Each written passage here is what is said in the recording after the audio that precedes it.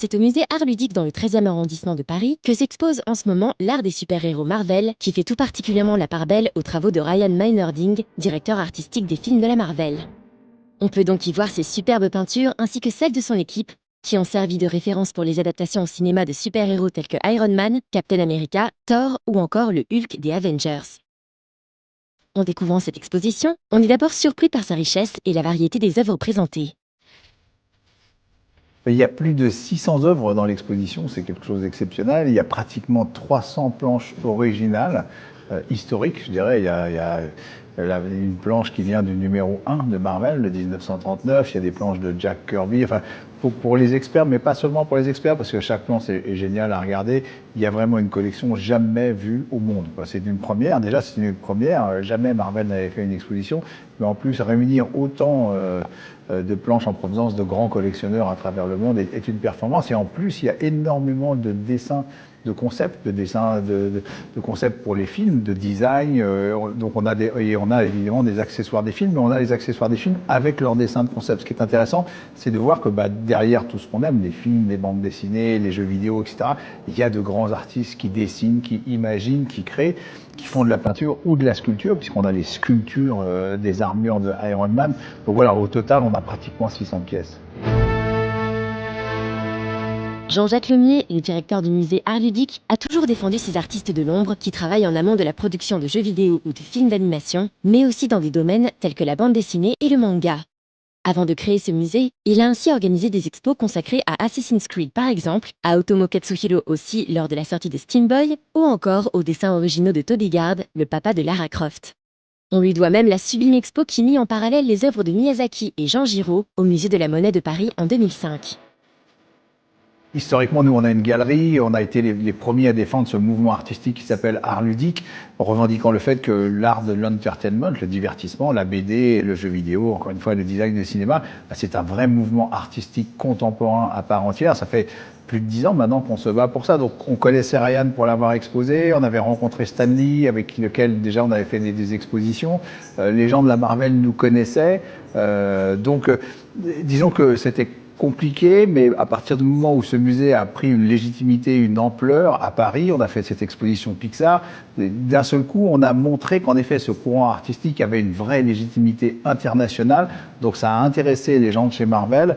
Ce qui a été aussi déterminant, c'est de rencontrer Kevin Feige et Luis Despedito, qui sont le directeur de Marvel et aussi les producteurs des films du Marvel Studio, qui ont adoré cet endroit et qui du coup nous ont vraiment soutenus et ont même participé à la réflexion, ont choisi une grande partie des accessoires qu'ils voulaient nous envoyer parce que eux partent du principe qu'en effet, si leurs films sont réussis, c'est qu'ils s'entourent de grands artistes comme Ryan Meinerding par exemple, et donc ils avaient vraiment à cœur d'être à la hauteur de ce projet.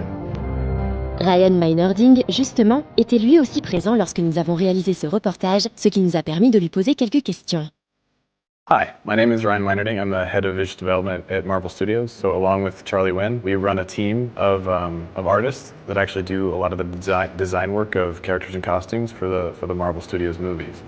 So on a daily basis, that means I'm reading scripts, I'm meeting with filmmakers, directors and producers, figuring out what they want to do for the movies, and going back and researching the comics and finding, what'll work for that particular film, and drawing and painting and trying to bring those ideas to life, and then showing that stuff to the directors and seeing how it either works or doesn't, and then doing revisions and just trying to really narrow it down to something that really works for the movie they're trying to make. Un travail collaboratif donc, à de multiples niveaux, qui se déroule essentiellement durant la phase de pré-production, l'objectif étant de définir le look live de ces super-héros le plus tôt possible. On peut du coup se demander si Ryan et son équipe collaborent aussi avec des artistes issus du milieu des comics. As far as us working with comic artists, we have a little bit. Adi Granoff was probably the one we've had the most exposure to. He was one of the key designers on the first Iron Man movie. And I think we've worked off and on with a few other guys. Unfortunately, we just have we have a small team of guys that are more or less concept artists that come from video games and other films. We do occasionally work with the comic artists, but not as much as you might think. Ryan d'ailleurs vient du jeu vidéo. Il a travaillé sur un remake de Gauntlet pour Midway San Diego, par exemple, ainsi que sur Return of Castle Wolfenstein 2, et un tout petit peu sur God of War 2 dans les studios de Sony Santa Monica, où il a d'ailleurs rencontré son associé Charlie Wen, l'un des principaux artistes derrière les 2 premiers God of War. Par la suite, il a travaillé sur plusieurs projets de films tels que Outlander ou encore John Carter, lorsque le long métrage était encore supervisé par Jon Favreau, qu'il a ensuite recruté pour travailler sur Iron Man. Mais si Ryan et son équipe n'ont que rarement l'occasion de travailler avec des dessinateurs de comics, l'expo, elle, regorge littéralement de planches originales tout simplement exceptionnelles. Les planches originales, elles viennent de grands collectionneurs à travers le monde. Elles ne viennent pas de chez Marvel. Marvel n'a pas vraiment ces planches-là. C'est vrai que c'est 70 ans d'histoire de l'art d'une certaine façon. Et il y a 70 ans, les planches ne valaient pas ce prix-là. Donc il y a plein de collectionneurs qui ont ces planches originales et ça ne vient pas de chez Marvel. Ce qui vient de chez Marvel, c'est les concept design. Et c'est vrai qu'on connaissait bien Ryan Melarding, Adi Granoff, tous ces dessinateurs. Donc on a travaillé avec le studio Marvel pour choisir et sélectionner les œuvres qu'on avait envie d'avoir et ils nous ont envoyé les accessoires. Mais donc c'est une collaboration sur les concepts des designs, mais c'est vraiment l'équipe du musée qui a conçu la scénographie, qui a conçu le déroulé, la première salle avec Captain America, puis l'arrivée dans Avengers, les équipes Marvel avec les X-Men, les 4 Fantastiques, puis les héros urbains avec Spider-Man.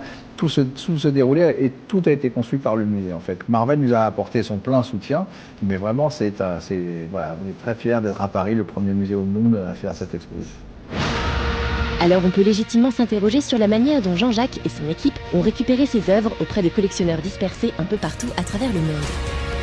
Le fait d'être dans cet univers depuis longtemps nous permet de connaître les gens, de savoir et de pouvoir rentrer en contact. Et de la même façon, ces collectionneurs ont bien voulu nous prêter les planches parce qu'on est le premier musée au monde à Paris. Parce que, comme vous dites, ce sont des planches d'une valeur inestimable. Donc le transport, la sécurité étant garantie par des sociétés qui transportent les œuvres du Louvre ou du Grand Palais, ça les a rassurés. Et ils étaient quand même plutôt fiers, en effet, en tant que collectionneurs, de pouvoir participer à cette grande première mondiale de la première grande expo Marvel. Du coup, on a demandé à Ryan quelle était son œuvre préférée dans toute l'expo. I'm not gonna pick anything of mine. There's a Mike Zeck Captain America in the first room that was actually a poster that I had on my bedroom wall when I was a kid, and it's hanging right next to one of my pieces of art. So I like that one a lot. Nous, on est longtemps restés bloqués devant les planches originales des 4 Fantastiques de l'immense Jack Kirby. Tout en découvrant avec un immense plaisir des œuvres liées au prochain film Marvel, Les Gardiens de la Galaxie, qui sortira cet été et promet d'être bien barré. Et pour conclure ce sujet, on va laisser la parole à Stan Lee lui-même, dans un extrait d'une des nombreuses interviews émaillant cette exposition, qui, on le rappelle, se termine le 31 août 2014. I've been asked if I can imagine our heroes being on display or having a home in museums in the future. Well, I can certainly imagine it. Whether it'll happen, I don't know. It would make me very happy. And I've seen statues of Jupiter, Apollo, Samson in different museums. So I think it's possible that someday in the future there'll be statues of Thor, Captain America, Iron Man, the Human Torch, the Hulk. I think that would be great. I hope it happens fast so that I can see it. But yeah, I think there's a possibility that our superheroes one day might be featured in museums. That would be terrific.